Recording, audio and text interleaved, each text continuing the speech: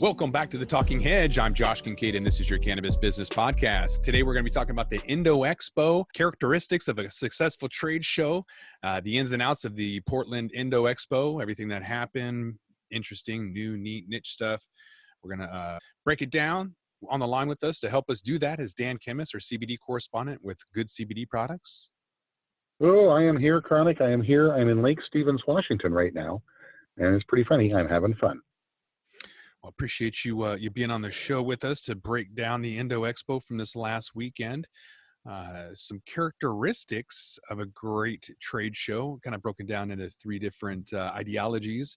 And we'll kind of just go through those and see how they relate to the Indo Expo. The number one thing is to boost engagement with contests. I'm not really sure that that's all that relevant in the cannabis industry. You can't really give away things, although I will say that the majority of people that we go to in all of these shows, the swag bag doesn't have any swag. So yesterday, me and you were down there in Portland trying to find some rolling papers, and nobody has any branded rolling papers anymore. They just don't even have lighters that they're giving out. Although, no, I take that back. There was a lighter in there, but just stickers. And then dirt. There was a bag of dirt in there, Dan. And so that is definitely not boosting engagement with contests. I was doing a little media on the floor there, and I got the bag, and it felt substantive, right? I was like, "Ooh, what's in this bag?" And I went over, and at first glance, the dirt, actually, I thought, "Oh my God, they've given us a bag of like shake or something." And I go to pull the bag out of the bag, it weighs like a pound and a half. And I'm like, I mean, now for some people, I guess that's awesome. For me, at the start of a show that I am going to march all over, you've got a pound and a half of dirt in my swag bag? I'm sorry. So yeah. I mean, again, ultimately, I guess it's not to throw dirt on the Indocron, but I will say their swag bag was, I guess, what I would consider circumspect. How about that? Yeah, for somebody who uses, different forms, hydroponic or deep water culture or whatever, they're not going to need dirt. So I don't know. Some other things that make a great trade show is to always be standing, bring your best salesperson. And, that goes with the whole energy aspect, right? I've seen people sleep, actually. When we were in Vegas at MJ BizCon, the largest trade show in the industry at the end of the year, there was a gentleman that was sleeping. And so if you're going to pay a couple $1,000s and show up and hope to have somewhere between 10 and 30,000 people show up on a good show, you might want to be standing, be ready, bring your best salespeople and probably not be sleeping. Well, here you go. Well, Cron, right? I hate to sound sage, but it goes like this. For what I do, I love average shows. I love them. I can get to people, I can get in, I can talk, I can do all the stuff, right?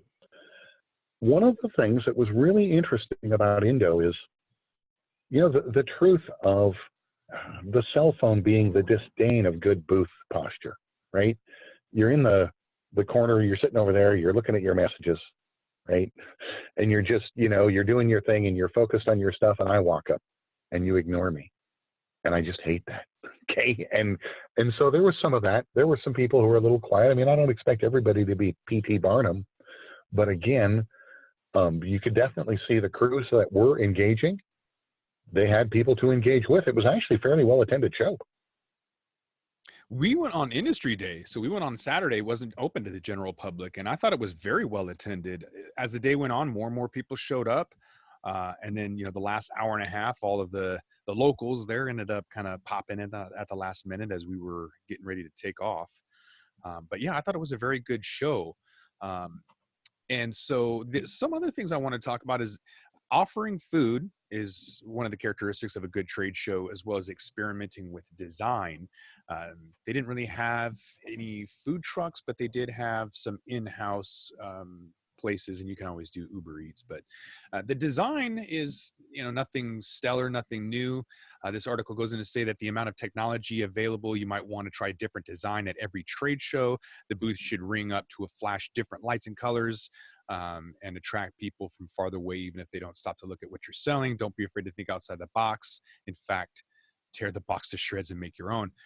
So coming up with a unique design. There are some pretty cool booths that I've seen that are inviting and welcoming, and then there's other ones that you just kind of want to stay away from. Like if somebody has a card table towards the back, I don't want to walk into their 10 by 10 space just to look at some card table. And the ones that are open, they have some seating and it's white, and they have some screens and you can see it and there's engagement. Those are the ones that I've seen that have done the best. So some more characteristics of a successful trade show include having that passion and excitement that we spoke about, impeccable professionalism, and a knack for garnering feedback.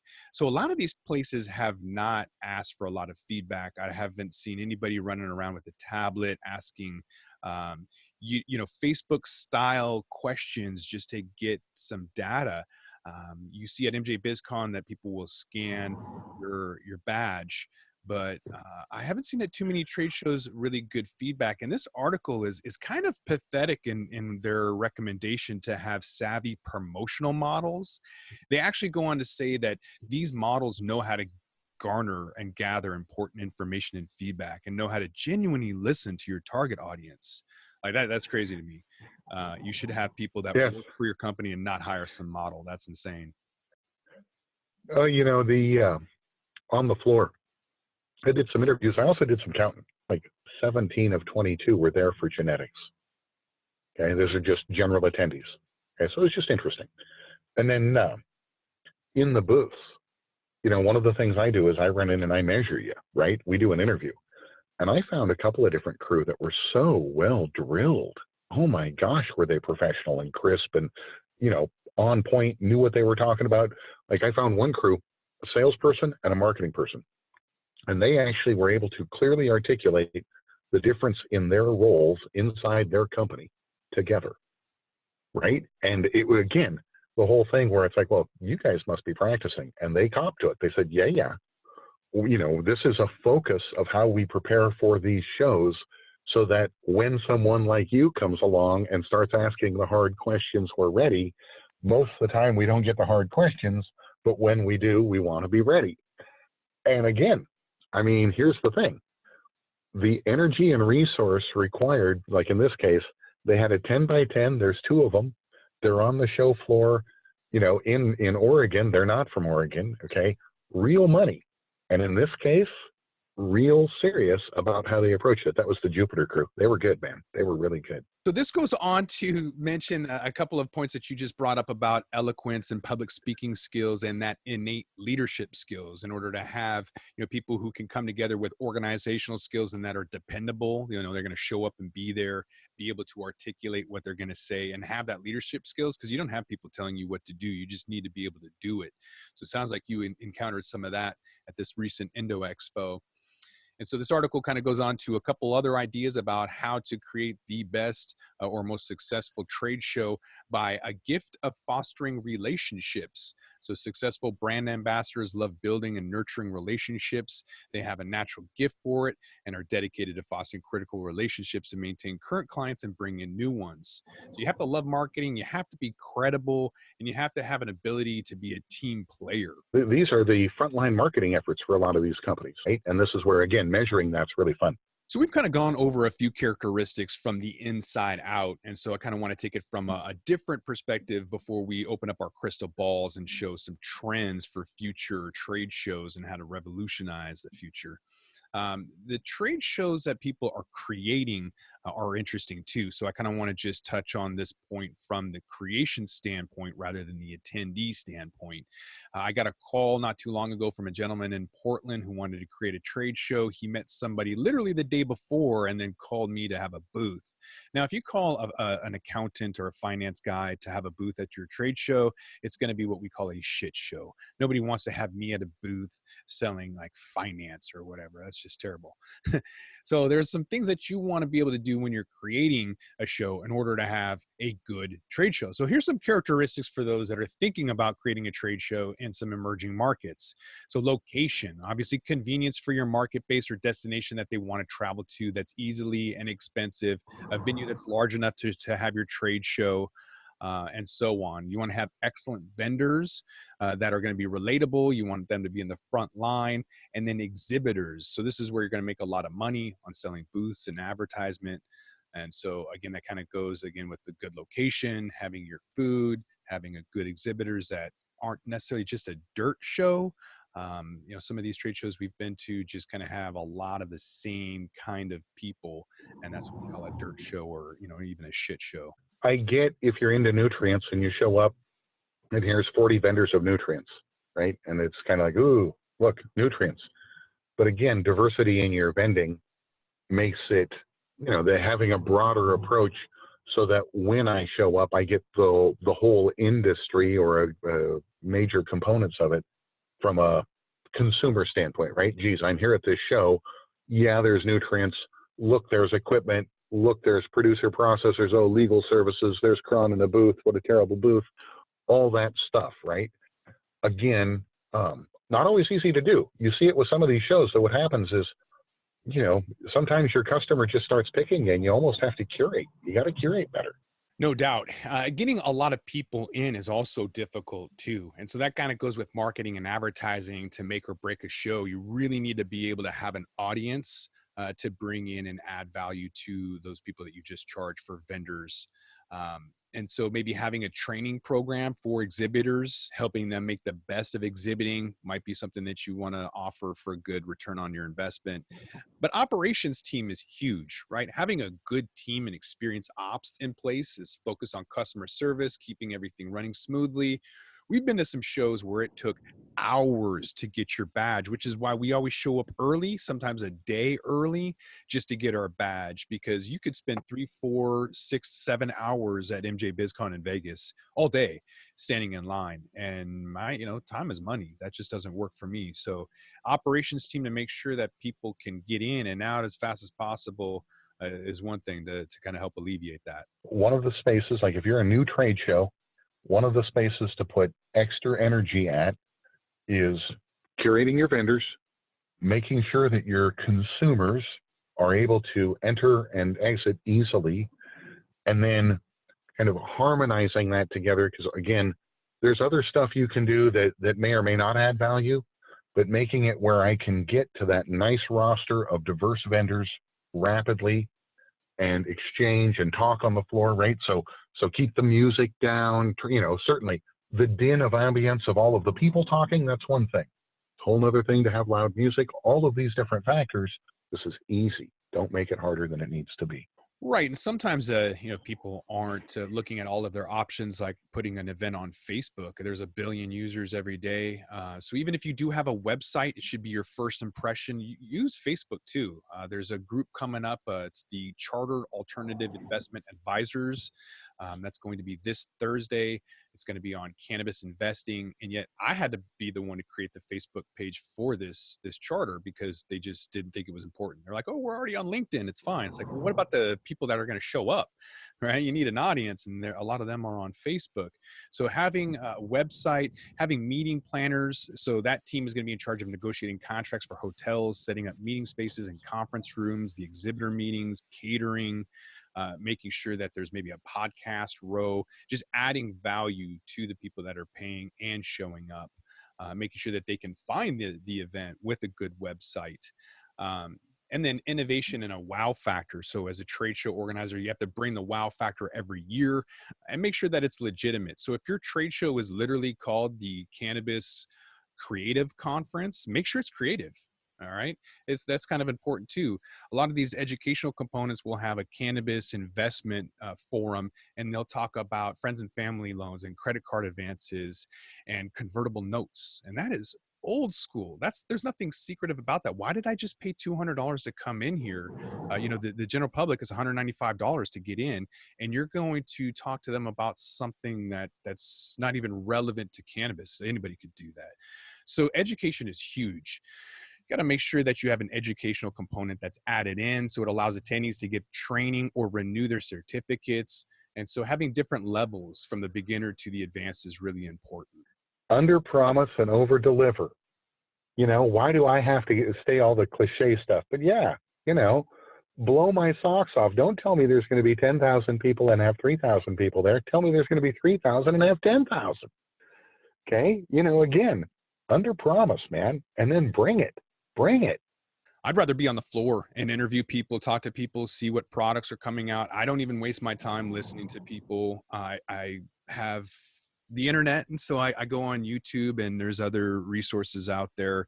But going to a trade show and listening to people over the last 5 years has been incredibly disappointing. And so there's a lot of shows I won't even go to. The Portland Creative Conference turned into the Portland Collaborative Conference.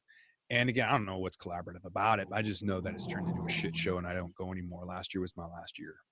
And that's because there's Well, not a lot of people, there's not a lot of relevancy, and I think that they sold or changed hands or something. And so the new people don't really know what's going on, or they just lost interest. There's too many shows.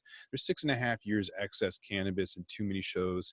And it's really starting to wear on people, I think. Well, and I think there's also just the simple point that it is a market in motion.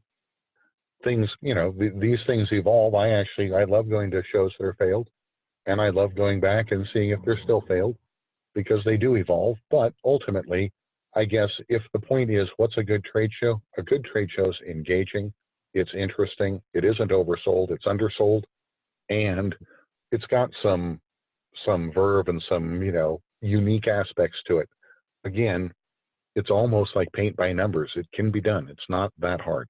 And to clarify, you like failed shows because it gives you an opportunity to get really up close and personal and not have interruptions and just get to meet the people. And so a failed show to you is an opportunity because people aren't there to interrupt. Well, and I'm an opportunist, right? And so a failed show for me is a chance to get you the business, desperate to talk to anybody. A great boon to my business over the last 5 years has been the plethora of essentially average to below average trade shows, regional trade shows and such, fantastic lead gathering, business development opportunities.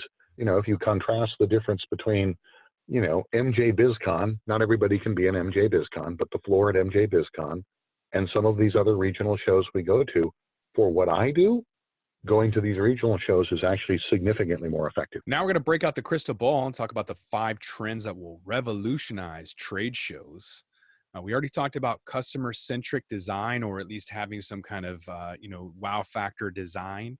So there's a fundamental reason behind how this is an effective marketing strategy. It's because exhibiting is a great way to engage an audience, and advancing technology means that the landscape of trade shows changes with each passing year. So marketers have more tools at their disposal to engage their targets. So having a customer-centric design means something that's engaging, something that's going to, be seen from far away, where it's going to draw you in, and maybe you're not really going to know what it is, but you're going to be intrigued by it.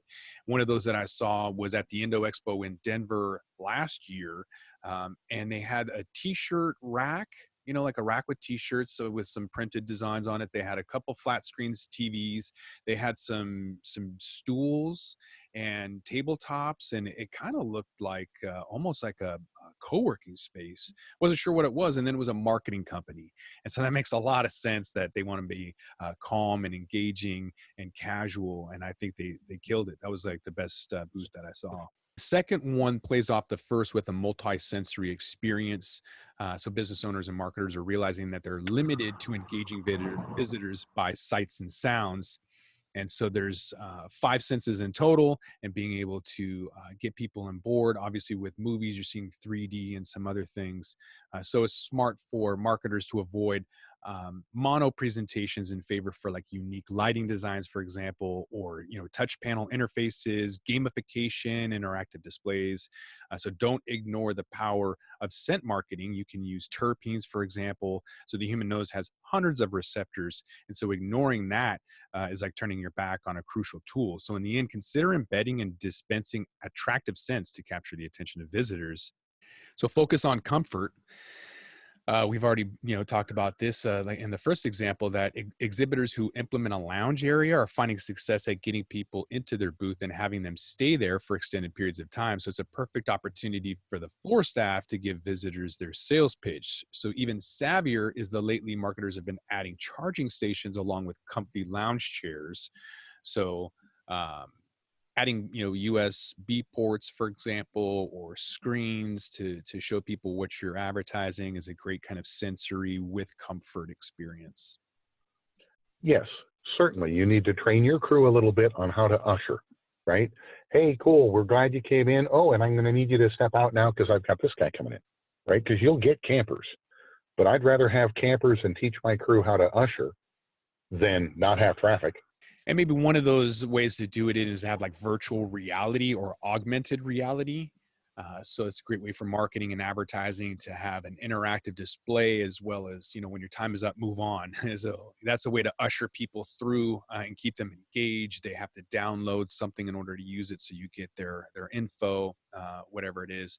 Virtual reality and augmented reality should be implemented to give that customer an experience. People talk about differentiation, and I don't think the cannabis industry is really going to care too much about differentiation. 46% of cannabis producers believe that their brands are differentiated by how good they are, meaning that almost half of all producers think that their flower is better because of how they grow it. So if that's what your differentiator is, you've already lost.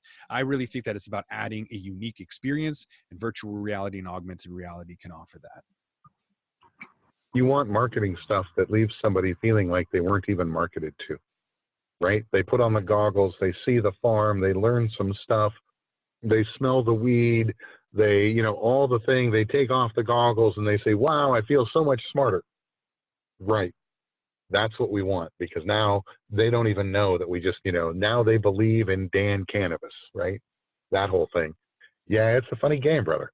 Right. And I think maybe this little side note about using light, there's unique lighting elements that can be used, like 3D projection mapping to transform a space using light and projectors.